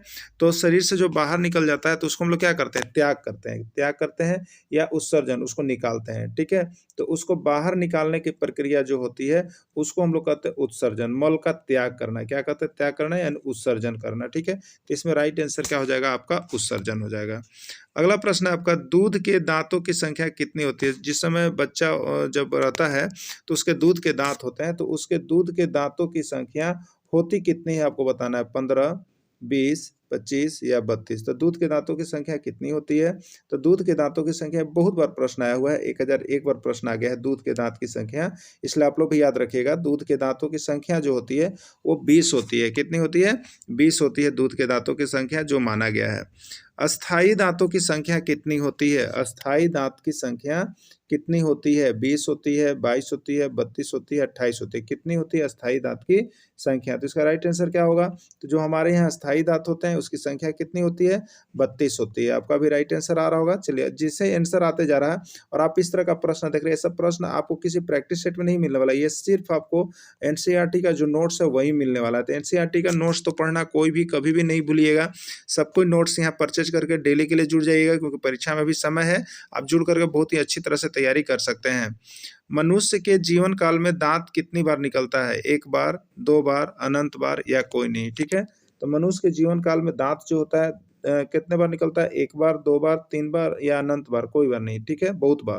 तो देखिए, मनुष्य का जैसे एक तो होता है दूध का दांत, पहली बार निकलता है और फिर ये दूध का दांत टूट जाता है। दूध का दांत टूटता है और जब दूध का दांत टूटता है तो एक दूसरी बार दांत निकलता है और यही 2 बार निकलता है। इसके बाद यदि दांत टूटता है तो दांत को लगवाना पड़ता है या उसका इलाज करवाना पड़ता है ना। तो मनुष्य के जीवन काल में दांत कितनी बार निकलता है?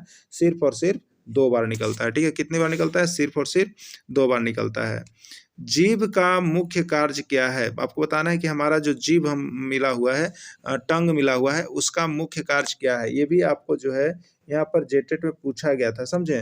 तो देखिए, यहीं से प्रश्न छपा हुआ था आपका, ये एक्सरसाइज का 7 का एनसीईआरटी का विज्ञान का। ठीक है, तो ये सभी छपा हुआ था। तो जीभ का मुख्य कार्य क्या है? भोजन को लार से मिलाना, निगलने में सहायता करना, बोलने में सहायता करना या सभी? तो देखिए, जीभ का मुख्य कार्य तो पहला दिया है, भोजन को लार से मिलाना। ये तो होता ही है, जैसे ही हम मुख में भोजन को डालते हैं तो ये अपने लाला ग्रंथि या लार के साथ मिला करके भोजन का पाचन शुरू कर देता है। ये काम होता है, आप लोग सभी जानते हैं। अगला है निगलने में सहायता करना। ठीक है, जीभ क्या करता है? तो हम जो भोज्य पदार्थ देते हैं उसको चबा चबा करके और उसको छोटा भाग में बना करके लारा ग्रंथियां उत्पन्न करता है और उसको जठर रग की तरफ से अंदर की ओर डालता है, यानी निगलने में भी सहायता करती है। ये भी बिल्कुल सही है।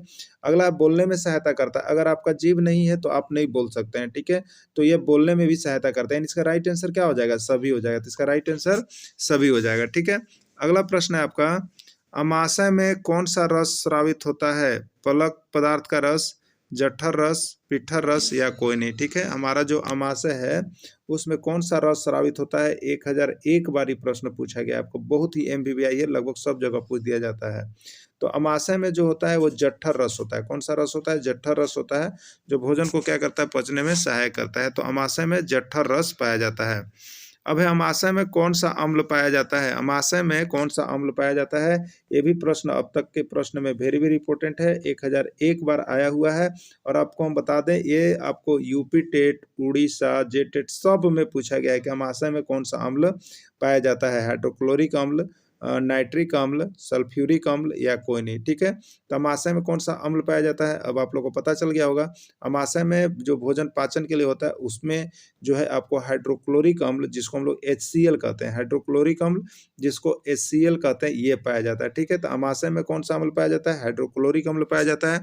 एकदम दिमाग बना लीजिएगा, क्योंकि प्रश्न बार बार आपका आता है। ठीक है, अमाशय का आंतरिक सतह किस झिल्ली का बना होता है? अमाशय का आंतरिक सतह जो है किस झिल्ली का बना होता है, आपको बताना है। ठीक है, अमाशय का आंतरिक सतह किस झिल्ली का बना होता है? पिट्टर झिल्ली, श्लेष्मा झिल्ली, पिट्यूटर झिल्ली या कोई नहीं? ठीक है, तो अमाशय का आंतरिक सतह किस झिल्ली का बना होता है? पिट्टर झिल्ली, श्लेष्मा झिल्ली, पिट्यूटर झिल्ली या कोई नहीं? तो देखिए, पिट्टर, अमाशय का जो आंतरिक सतह होता है वो श्लेष्मा झिल्ली का बना हुआ रहता है। किस झिल्ली का बना हुआ रहता है?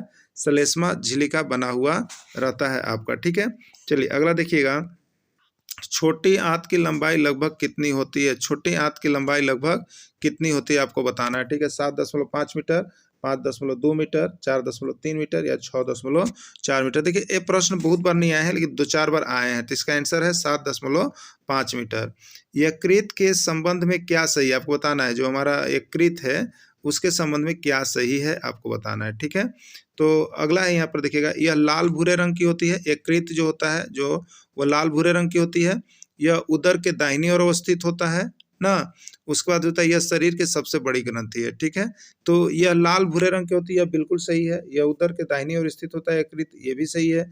और यह शरीर की सबसे बड़ी ग्रंथि होती है, ये भी सही है। तो बिल्कुल इसका राइट आंसर सभी हो जाएगा ना।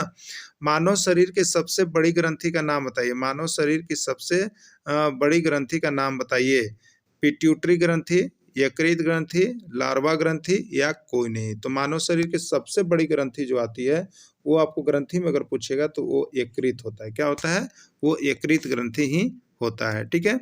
अगला है भोजन का वह भाग जिसका पाचन छोटी आंत में नहीं हो पाता है उससे भेजा जाता है ना। भोजन का वह भाग जिसका पाचन छोटी आंत में नहीं हो पाता है उससे भेजा जाता है बड़ी आंत में, छोटी आंत में, यकृत ग्रंथि में कोई नहीं। ठीक है। तो जब भोजन का छोटी आंत में जो नहीं हो पाता है वो उसको कहाँ हम लोग भेजते हैं? तो उसको जो है हम लोग बड़ी आंत में भेजते हैं। कहाँ पर भेजते हैं? बड़ी आंत में भेजा जाता है।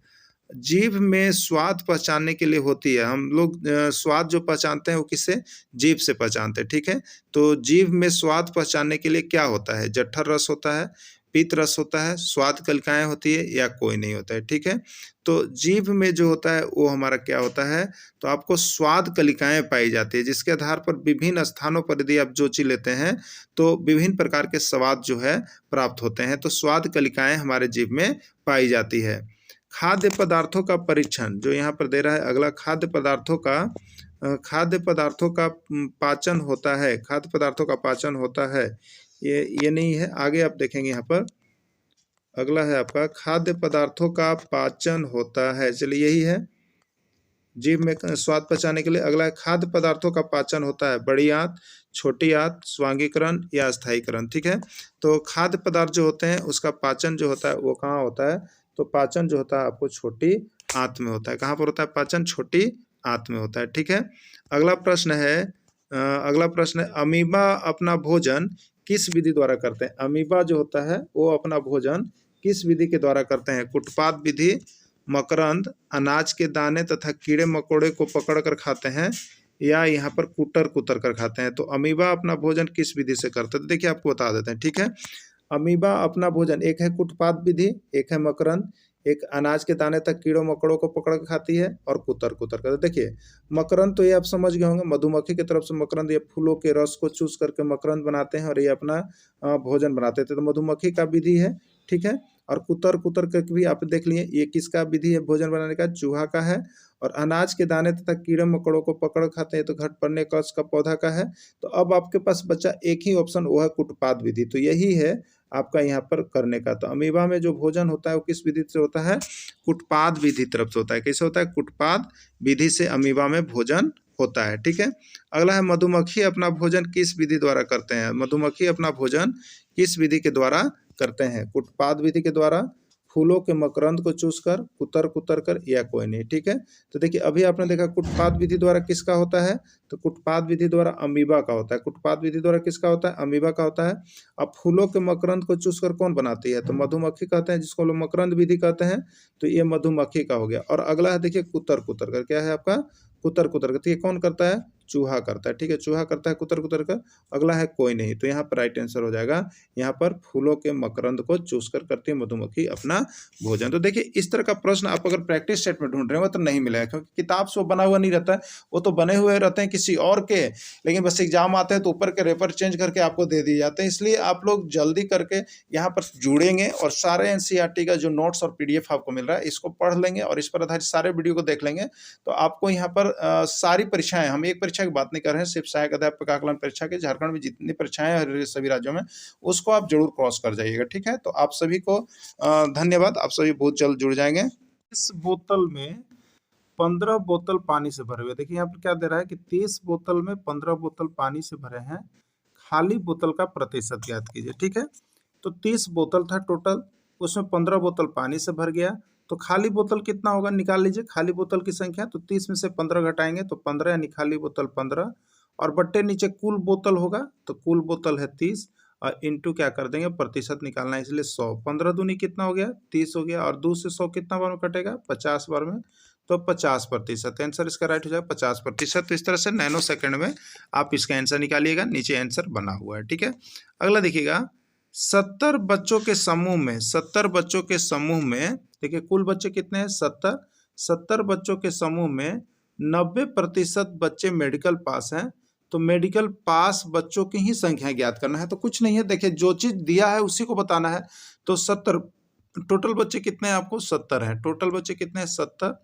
और 70 बच्चे के समूह में 90% बच्चे मेडिकल पास है। ठीक है, 90% बच्चे मेडिकल पास हैं, तो मेडिकल पास छात्रों की संख्या ज्ञात कीजिए। तो 70 का आप 90% निकाल दीजिएगा। ठीक है, जो आएगा आपका वही क्या हो जाएगा, राइट आंसर हो जाएगा। ठीक है, तो कितना हो जाएगा, 70 गुने 90/100 हो जाएगा ना, 1 0 1 0 1 0 कट गया, 7 9 63, कितना हो गया 63। यानी यही जो 63 बच्चा है वो मेडिकल पास है, यानी 63 बच्चा जो है मेडिकल पास कर गए हैं। ठीक है, चलिए अगला देखिएगा यहाँ पर। अगला है यहाँ पर प्रश्न यह है, मोहिनी के पास ₹10 तथा ₹5 के सिक्कों का अनुपात 16:9 है। 10 रुपए के सिक्कों का प्रतिशत ज्ञात कीजिए। देखिए 10 रुपए के सिक्कों का प्रतिशत ज्ञात कीजिए। किसका पूछ रहा है, 10 रुपए के सिक्कों का। कोई बात नहीं है, देखिए मोहिनी के पास 10 रुपए तथा 5 रुपए के सिक्कों का अनुपात 16:9 है, यानी 10 रुपए के सिक्कों का अनुपात कितना है, 16, और 5 रुपए के सिक्कों का अनुपात कितना है, 9। तो पूछा क्या है, 10 रुपए के सिक्कों का प्रतिशत। क्या करना है, तो 10 रुपए के सिक्कों का प्रतिशत निकालना है। तो 10 रुपए के सिक्कों की सबसे पहले अनुपात में संख्या कितना है, तो 10 का 16 है, 10 का कितना है 16, तो 16 हो जाएगा। अब बट्टे कुल अनुपात, तो कुल दोनों को जोड़ दीजिए, तो 16 और 9 कितना हो जाएगा, 25, तो 25 हो गया। और इंटू में आपको कितना करना था, 100 करना है। ठीक है, 25 से 100 कितने बार में कटेगा, 4 बार में। और 16 चौके कितना हो गया, देखिए 64 हो गया, यानी आंसर कितना हो जाएगा, 64% हो जाएगा। यही आपका राइट आंसर हो जाएगा। ठीक है, तो जिसका भी प्रतिशत पूछे, अगर इसी में आपको 5 रुपए के सिक्कों का अनुपात पूछता तो क्या करते हैं, 5 रुपए के सिक्कों का संख्या कितना है, 9, और बट्टे टोटल, तो 16 और 9 कितना होता है 25, और इंटू कितना होता है 100, तो 25 चौके 100 और 4 9 36, यानी 5 रुपये पूछता तो उसका कितना संख्या होता, प्रतिशत 36 होता। ठीक है, चलिए अगला देखिएगा आप यहाँ पर। इस तरह से नीचे देखिए बना हुआ है, जिसका भी अनुपात पूछे उसका आप निकाल सकते हैं। इस तरह से हल किया हुआ है। ठीक है, अगला देखिएगा, 50 लीटर पानी तथा दूध के मिश्रण में इसका अनुपात 3:2 है, तो मिश्रण में दूध की प्रतिशत मात्रा ज्ञात कीजिए। 1001 बार प्रश्न आया है और 1001 बार सब लेकिन फेल भी किए हैं। ठीक है, अब हमको उम्मीद लगता है कि आप सभी जरूर बना पाए होंगे और आप सभी जरूर बना लीजिएगा। तब देखिए 50 लीटर, टोटल 50 लीटर पानी है, जिसमें दूध के मिश्रण में इसका अनुपात 3:2 है। ठीक है, पानी तथा दूध के मिश्रण, ध्यान देखिएगा, पानी तथा दूध, यानी पहले जो अनुपात दिया होगा पानी का और बाद में जो अनुपात दिया होगा दूध का। ठीक है, 3:2 है, तो पानी का कितना है अनुपात 3 और दूध का कितना है अनुपात 2। तो क्या पूछा है आपको, दूध की प्रतिशत मात्रा। तो दूध की प्रतिशत मात्रा के लिए आपको क्या करना है, दूध का अनुपात देना है, तो दूध का अनुपात कितना है 2, और नीचे टोटल करना है, तो टोटल मैंने दोनों को जोड़ लीजिए, 3 और 2 कितना होगा 5, और इंटू कितना कीजिएगा 100, यही कीजिएगा। 5 से 100 कै बार में कटा, 20 बार में। अब 20 दूनी कितना हो गया 40, तो 40% यही हो गया दूध की मात्रा। दूध की मात्रा कितना हो गया 40%, यही हो गया इसका राइट आंसर। ये ओके हो गया। ठीक है, चलिए अगला देखिएगा यहाँ पर। तो दूध का प्रतिशत बराबर हो जाता है, देखिए दूध का अनुपात बट्टे कितना हो जाएगा, कुल अनुपात इंटू 100, तो 2/5 × 100 यानी 40%, यही हो गया इसका राइट आंसर। चलिए अगला प्रश्न है, अब आप लोग से बन रहा होगा तो आप भी जल्दी जल्दी बना करके हमें कमेंट कीजिएगा कि आपका कितना सही हो पा रहा है और कितना समझ में आ रहा है। ठीक है, और यदि आपको लग रहा होगा कि बहुत ही अच्छा प्रश्न है तो आप सारे नोट्स और वीडियो यहाँ से जरूर परचेज कर लीजिएगा, जिससे कि आपका जो परीक्षा है उसमें 101% सफलता आपको जरूर मिलेगा। ठीक है, देखिए 120 लीटर CO2 में कार्बन और ऑक्सीजन का अनुपात 4:6 है, तो कार्बन का प्रतिशत ज्ञात कीजिए। ठीक है, तो कार्बन और ऑक्सीजन का अनुपात ध्यान दीजिएगा, कैसे कैसे लिखा हुआ उसको ध्यान दीजिएगा। कार्बन और ऑक्सीजन का अनुपात, तो कार्बन और ऑक्सीजन, तो यहाँ पर शुरू बार कार्बन है और दूसरा बार ऑक्सीजन है, तो जो अनुपात है उसमें शुरू बार क्या हो गया, ये कार्बन माने C हो गया और ये 6 क्या हो गया O हो गया। ठीक है, कार्बन का प्रतिशत, तो किसका प्रतिशत निकालना है, देखिए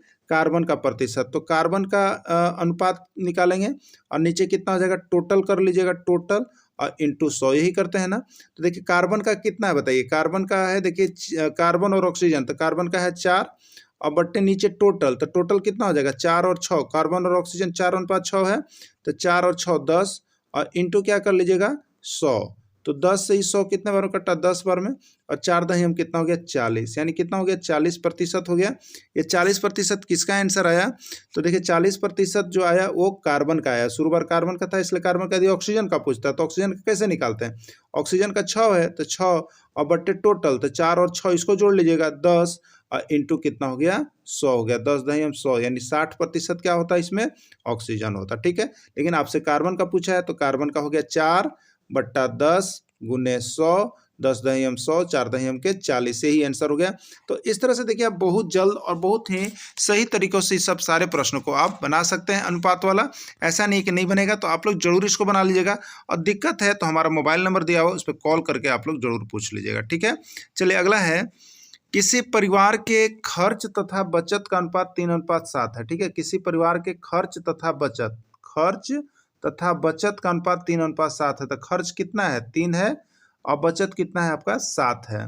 यदि कुल आमदनी 4500 रुपये हो तो दोनों का प्रतिशत ज्ञात कीजिए, यानी खर्च का प्रतिशत और आमदनी का प्रतिशत भी ज्ञात कीजिए। कोई बात नहीं है, देखिए हमको जिसका प्रतिशत बताना है, अभी आपको बताया था जिसका प्रतिशत बताना है, जैसे हमको खर्च का बताना है, पहला चीज ध्यान दीजिएगा आप लोग, हमको क्या बताना है, खर्च का बताना है। तो क्या करेंगे सबसे पहले, तो खर्च का यदि प्रतिशत निकालना है तो खर्च का संख्या कितना है 3, तो 3 और बट्टा क्या करेंगे टोटल करेंगे, तो टोटल अनुपात कितना हो जाएगा 3 और 7 10। ठीक है, 10 और इंटू में क्या कर लेंगे, यहाँ पर इंटू में यहाँ जो टोटल 3/10 हो गया, और गुने क्या कर लीजिएगा 100 कर लीजिएगा, कितना कर लीजिएगा 100, यही नहीं करना है, हमको प्रतिशत बताना है। तो 10 दही हम कितना हो गया 100 और 3 दही हम कितना हो गया 30, यानी 30% क्या हो गया खर्च हो गया।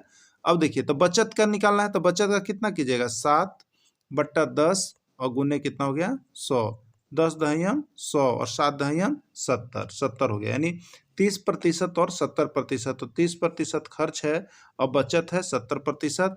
तो यहाँ पर देखिए ऑप्शन किस में दिया हुआ है, तो ऑप्शन यहाँ पर देखिए खर्च है 30% और बचत है 70%, ये किस में दिया हुआ है, बी में दिया हुआ है, यही इसका राइट आंसर हो गया। जब भी किसी का अनुपात दिया है और प्रतिशत निकालना है उसका, तो बस यही काम आपको कर डालना है मेरे प्यारे शिक्षक बंधु, तो आप सभी जरूर इसको कर लीजिएगा। ठीक है, देखिए अगला है 2 रुपये, 5 रुपये और 10 रुपये के सिक्कों का अनुपात 3:2:5 है, तो 10 रुपये के सिक्कों का प्रतिशत ज्ञात कीजिए। कुछ नहीं करना है, देखिए 2 रुपये, 5 रुपये और 10 रुपये के सिक्कों का अनुपात 3, 2 और 5 है, तो 10 रुपये के सिक्कों का प्रतिशत निकालिए, एकदम बिल्कुल जल्दी निकालिएगा।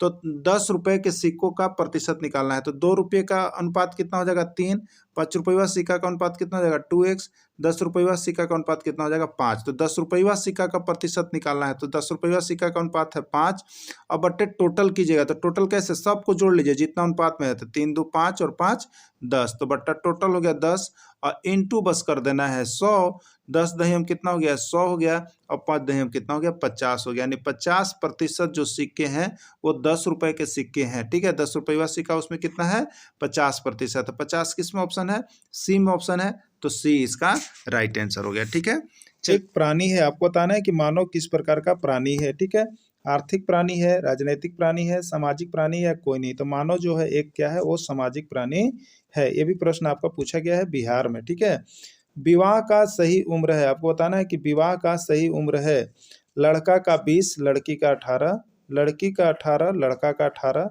लड़का का 21, लड़की का भी 21 और लड़का का 21, लड़की का 18। तो देखिए इसमें राइट आंसर जो आ रहा है वो डी है, यानी लड़का का उम्र अभी जो है सरकार की तरफ से 21 वर्ष और लड़की का उम्र जो है 18 वर्ष कर दिया गया है। ठीक है, इसका राइट आंसर डी होगा। अंतर्राष्ट्रीय नशा निरोधक दिवस प्रत्येक वर्ष मनाया जाता है। अंतर्राष्ट्रीय नशा निरोधक दिवस प्रत्येक वर्ष कब मनाया जाता है, 25 जून, 26 जून, 27 जून या 28 जून। ठीक है, तो अंतर्राष्ट्रीय नशा निरोधक दिवस जो मनाया जाता है प्रत्येक वर्ष, वो आपको मनाया जाता है 26 जून को। कब मनाया जाता है, 26 जून को मनाया जाता है। अगला है साइलेंट किलर कहा जाता है। साइलेंट किलर किसको कहा जाता है, धूम्रपान को, गंजापन को, दारू पीने को या कोई नहीं। ठीक है, तो साइलेंट किलर के नाम से किसको जाना जाता है, ये धूम्रपान है, धूम्रपान को ही हम लोग साइलेंट किलर के नाम से जाना जाता है। तो ये धूम्रपान बहुत ही खराब चीज होता है और इसको साइलेंट किलर भी कहा गया है। विश्व तंबाकू निषेध दिवस कब मनाया जाता है, विश्व तंबाकू निषेध दिवस कब मनाया जाता है, 101 बार प्रश्न पूछा गया है, बहुत ही इंपॉर्टेंट है। 21 मई, 25 मई, 31 मई या कोई नहीं, ठीक है। तो विश्व तंबाकू निषेध दिवस जो है वो आपको 31 मई को पूरे भारतवर्ष में मनाया जाता है, विश्व में पूरा मनाया जाता है, वो 31 मई इसकी तिथि है। राइट आंसर 31 मई होगा। देखिए अगला है, संविधान के किस अनुच्छेद के तहत 14 से कम उम्र के बच्चों से बाल मजदूरी कराना दंडनीय अपराध है, ठीक है, दंडनीय अपराध है ना। अनुच्छेद 21, अनुच्छेद 22, अनुच्छेद 24 या अनुच्छेद 26। तो यहाँ पर देखिए अनुच्छेद 24 में यह कहा गया है कि किस 6 से 14 उम्र से कम उम्र के बच्चों से बाल मजदूरी करवाना जो है एक दंडनीय अपराध माना गया है ना। अगला है, 6 से 14 साल के बच्चों को किस अनुच्छेद के तहत मुफ्त शिक्षा उपलब्ध कराया जा रहा है? अनुच्छेद 21, अनुच्छेद 24, अनुच्छेद 26, अनुच्छेद 27। तो देखिए अनुच्छेद जो यहाँ 21 है उसके अनुसार 6 से 14 वर्ष के बच्चों को निःशुल्क एवं अनिवार्य शिक्षा दिया जा रहा है, और यह प्रश्न आपका जेटेट में भी आया हुआ था। तो देखिए आपको टेक्स्ट बुक से ही सारे प्रश्न आते हैं, सिर्फ एक बार आवश्यकता है देख लेने की। तो यहाँ पर अनुच्छेद के अनुसार धर्म, जाति, लिंग या जन्म स्थान के आधार पर भेदभाव नहीं किया जा सकता है। किस अनुच्छेद? ये अनुच्छेद को देख लीजिएगा, 15, 16, 17 या 18। देखिए अनुच्छेद 15 में यह कहा गया है कि किसी का धर्म, जाति, लिंग या जन्म स्थान के आधार पर उसके साथ भेदभाव नहीं किया जा सकता है, और ये बिहार आकलन में पूछा गया प्रश्न है। अगला है यहाँ पर, अनुसूचित जनजाति शब्द का अर्थ क्या है? अनुसूचित जनजाति शब्द का मूल अर्थ क्या है? बहुत बार पूछा गया है, और झारखंड के एग्जाम में ये 2 बार पूछ दिया गया है, गैर निवासी, मूल निवासी, भील निवासी या कोई नहीं। तो अनुसूचित जनजाति शब्द का जो मूल अर्थ है वो है आपका मूल निवासी। अनुसूचित जनजाति मतलब उस राज्य की मूल निवासी के नाम से जानी जाती है, तो इसका अर्थ होता है मूल निवासी। भारत की कितनी प्रतिशत आबादी अनुसूचित जनजाति की है? भारत में कितनी प्रतिशत आबादी जो है वो अनुसूचित जनजाति की? 8%, 10%, 11% या 12%। तो देखिए यदि पूरे भारतवर्ष की बात कीजिएगा तो पूरे भारतवर्ष में 8% आबादी जो है वो अनुसूचित जनजाति की है। अगला प्रश्न है, झारखंड में कितने प्रतिशत आबादी अनुसूचित जनजाति की है? झारखंड में कितने प्रतिशत आबादी जो है अनुसूचित जनजाति की है? 20%, 22%, 26% या 28%। यदि आप झारखंड राज्य की बात करेंगे तो झारखंड में यहाँ पर 26% जनजाति जो है आदिवासी जनजाति हैं। कितने प्रतिशत? 26%। झारखंड में कितनी अनुसूचित जनजातियां निवास करती हैं, मतलब कितने प्रकार की अनुसूचित जनजातियां हैं झारखंड में? तो 23, 31, 32 या कोई नहीं, आपको बताना है। तो झारखंड में कितने प्रकार के अनुसूचित जनजाति हैं? इसका राइट आंसर देखिए होगा 32। और ये अभी झारखंड में अभी तक के एग्जाम में 11 से ज़्यादा बार पूछ दिया गया है ना, कि झारखंड में कितने प्रकार के अनुसूचित जनजाति है। तो झारखंड में 32 प्रकार की अनुसूचित जनजाति है। अगला प्रश्न है, झारखंड में किस जनजाति की संख्या सबसे ज्यादा है? देखिए इसका आपको बता दें, झारखंड में किसकी जनजाति की सबसे ज्यादा है, बहुत बार पूछा गया। देखिए पूछेगा आपसे कि झारखंड में कौन सी जनजातियों की संख्या सबसे अधिक है, या किस जनजाति जो है प्रथम स्थान पर है, कौन सा जनजाति जो है दूसरा स्थान पर है, कौन सा जनजाति जो है तीसरा स्थान पर, यानी सबसे अधिक किसका है, उसके बाद दूसरा स्थान किसका है, तीसरा स्थान। ये पूछा गया है, ये 5 बार आया है, ये 2 बार आया है और ये 1 बार आया है। आपका एग्जाम में ये बार बार पूछ रहा है, ठीक है, झारखंड में। तो अब इसके लिए देखिए आपको झारखंड में किस जनजाति की संख्या सबसे ज्यादा है, तो एक याद रखिएगा, एक नारा याद कर लीजिएगा मेरे प्यारे शिक्षक बंधु, जय हो, कहते हैं ना जय हो, भारत माता की जय हो। तो यहाँ याद रखिएगा, जब अनुसूचित जनजाति है तो वो कहते हैं सम हो। क्या कहते हैं? सम हो। क्या कहते हैं? सम हो। नारा याद रखिएगा, कौन सा नारा? सम हो। कौन सा नारा? सम हो। इसको याद रख लीजिए, ठीक है। ये सम हो क्या लग रहा है, सिर्फ नारा लगा रहे हैं क्या? अपने ही प्रश्न का उत्तर याद कर रहे हैं। एस का मतलब देखिए है संथाल। एस का मतलब क्या है? संथाल। यू का मतलब क्या है? देखिए उरांव। एम का मतलब देखिए क्या है? मुंडा। और हो का मतलब ऑलरेडी होता है, यानी सबसे अधिक जनसंख्या जो है वो संथाल का है, दूसरे स्थान पर उरांव का है, तीसरे स्थान पर मुंडा का है, और चौथे स्थान पर हो का है। हो गया ना याद? अगर हो गया याद तो अभी लाइक ठोक दीजिए मेरे दोस्त, और शेयर कर दीजिए आप लोग जल्द से जल्द, क्योंकि हम आपको सारे नोट्स यहाँ पर इसी तरह से ट्रिक से दे रहे हैं, हर सब्जेक्ट का जहाँ पर जरूरी पड़ रहा है दे रहे हैं। तो आप अभी जुड़ जाइएगा और यहाँ पर नोट्स भी परचेज कर लीजिएगा और लाइक जरूर कीजिएगा, ठीक है। चलिए अगला है, देखिए यहाँ पर जो हमसे नोट्स परचेज करते हैं उनके लिए ट्रिक यहाँ पर बना दिया गया है। सम हो, ठीक है। संथाल सबसे अधिक जनसंख्या वाली जनजाति है उरांव, झारखंड की दूसरी सबसे बड़ी जनजाति है मुंडा, झारखंड की तीसरी बड़ी, और चौथा है हो, ठीक है। ये सब बनाया हुआ है जो यहाँ पर जुड़े हैं। भारत में कितने राष्ट्रीय पार्क हैं? 50, 54, 52 या कोई नहीं? कितने राष्ट्रीय पार्क हैं आपको बताना है। तो भारत में जो राष्ट्रीय पार्क की संख्या है वो आपकी है 54, जो कि आपके टेक्स्ट बुक का ही दिया हुआ है। भारत में कितने वन्य जीव अभयारण्य हैं आपको पता करना है। 370, 372, 374 या 376, ठीक है। तो भारत में कितने वन्य जीव अभयारण्य हैं? तो 372 है, ठीक है। 6 से 14 वर्ष के बच्चों को निःशुल्क तथा अनिवार्य शिक्षा प्रदान करने के लिए कानून बनाया गया। कब बनाया गया? 2008, 2009, 2010, 2011। तो देखिए 2009 में जो है एक कानून बनाया गया जिसमें 6 से 14 वर्ष के बच्चों को निःशुल्क एवं अनिवार्य शिक्षा देने का प्रावधान किया गया है। इसका राइट आंसर है 2009। सर्व शिक्षा अभियान जैसी महत्वपूर्ण योजना भारत सरकार के द्वारा कब प्रारंभ किया गया? सर्व शिक्षा अभियान योजना जिसमें सब पढ़े सब बड़े का नारा दिया गया है, वो कब लागू किया गया है, प्रारंभ किया गया? 2008 में, 2001 में, 2002 में या 2004 में? तो देखिए सर्व शिक्षा अभियान जैसे महत्वपूर्ण योजना का जो वर्ष माना जाता है वो 2000 और 2001 माना जाता है। तो कभी 2000 भी देता है, कभी 2001 भी देता है। तो ये ही दोनों में से इसका राइट आंसर हो जाता है, ठीक है। चलिए अगला है, स्वच्छ भारत अभियान कब शुरू किया गया? देखिए हमारे भारत के माननीय प्रधानमंत्री श्री नरेंद्र मोदी जी की तरफ से यहाँ पर स्वच्छ भारत अभियान योजना शुरू किया गया था। कब शुरू किया गया था वो आपसे पूछा गया है। 2 अक्टूबर 214, 2 सितंबर 214, 2 जुलाई 214 या 2 अगस्त 2014। देखिए ये तो बात तय हो गई कि 2014 में ही स्वच्छ भारत अभियान को लाया गया है। लेकिन अब रही बात कि स्वच्छ भारत अभियान को लाया कब गया, डेट इसकी क्या है? अक्टूबर है, सितंबर है या अगस्त है, ठीक है। तो देखिए हम आपको बता दें इसका जो डेट यहाँ पर पड़ेगा ना वो आपका पड़ जाएगा 2 अक्टूबर, यानी महात्मा गांधी जी के यहाँ पर जयंती के शुभ अवसर पर स्वच्छ भारत अभियान को लॉन्च किया गया था, यानी 2 अक्टूबर 2014 इसका राइट आंसर हो जाएगा, ठीक है। चलिए अगला है, देखिए यहाँ पर लिखा गया है स्वच्छ भारत अभियान महात्मा गांधी के जन्म दिवस 2 अक्टूबर 2014 को आरंभ किया गया था। 1 गैलन में कितना लीटर होता है? पूछा गया है 1 गैलन में कितना लीटर होता है? 2 लीटर, 3 लीटर, 4 लीटर या 5 लीटर? तो 1 गैलन में जो होता है वो आपका कितना लीटर होता है आप जान चुके होंगे। तो 1 गैलन में 4 लीटर होता है, ठीक है। चलिए अगला देखिएगा, झारखंड का कौन सा इलाका फ्लोराइड से प्रभावित होता है? झारखंड का कौन सा इलाका फ्लोराइड से प्रभावित होता है? पलामू, दुमका, रांची या कोयनी, ठीक है।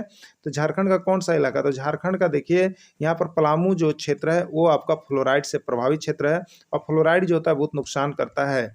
अगला है, फ्लोराइड युक्त पानी पीने से क्या होता है? आपको बताना है कि फ्लोराइड युक्त यदि आप पानी पीने से क्या होगा? अंधापन आता है, हड्डी कमजोर हो जाती है, कुष्ठ रोग होता है या कोई नहीं? तो यदि आप फ्लोराइड युक्त पानी का उपयोग करते हैं तो देखिए यहाँ पर होता जो मुख्य रूप से वो हड्डियां क्या हो जाती है? कमजोर हो जाती है फ्लोराइड युक्त पानी पीने से, जिससे बच्चा में बहुत तरह का रोग होता है, सूखा रोग, वार्षिक रोग हो जाता है। इंदिरा आवास योजना की शुरुआत की गई 1985, 1986, 1987 या 1988? तो इंदिरा आवास योजना की शुरुआत जो है 1985 ईस्वी में की गई है। देखिए जीएसटी का फुल फॉर्म क्या है? जीएसटी का फुल फॉर्म क्या है?